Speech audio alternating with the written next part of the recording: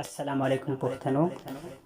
د نننۍ میسج تاسو د پاره دی. کم انسان چې په کور کې سپي ساتي، د سپو خواهشمند د پاره دا میسج لازمي دی چې دا واورئ، او که تاسو نه ساتئ نو بیا یې بل ته دا میسج لازمي ورسوئ، ځکه چې کوم انسان په کور کې سپی ساتي نو د سپي نه تاسو خبر یې چې سپی څومره خطرناک شی دی. سپي که کله تاسو وی خړولی نو دې سره سره دا ومنئ چې زموږ ژوند د سپي د لاسه ختم شو.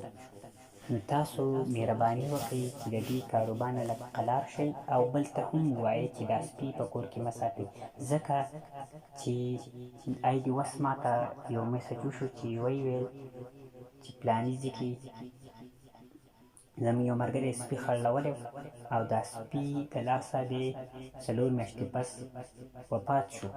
نو ځکه چې دی تاسو کله وخړئ، که دی لیونی وي او که روغ وي، خو لازمي به د اوږدې لاندې کوئ ځان، لکه دم به په ځان اچوئ. که دغه نه وي نو ډاکټر سره د علاج بالکل نشته، ځکه چې ډاکټر به تاسو کله ډاکټر پسې لاړ شئ او تاسو ته دا بیماري کله راوچته شي، نو ډاکټر به خامخا تاسو ته زهري ستن وایي چې بل انسان ته ستاسو نه تکلیف ونه رسي. نو دومره خطرناک شی دی، مهرباني وکړئ ځان ترې وساتئ.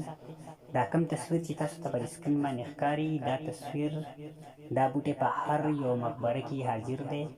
دا به تاسو راوالئ، دا پرې علاج دی، تاسو به دا راوالئ او ځان له به په کور کې په جوسر باندې نه اوبه وباسئ.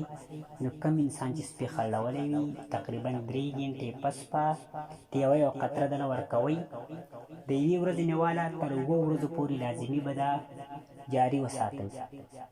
نو انشاءالله دې سره به ټیک ټاک یې. که داسې دا یې ونه کړل نو په کال کې دننه تاسو د خپل ژوند نه لاس وینځلی شئ. نو برای مهرباني که تاسو دا ویډیو خوښه وي نو زموږ دا چینل سبسکرایب کړئ او لایک کړئ، بل انسان ته دا پیغام هم ورسوئ. السلام علیکم.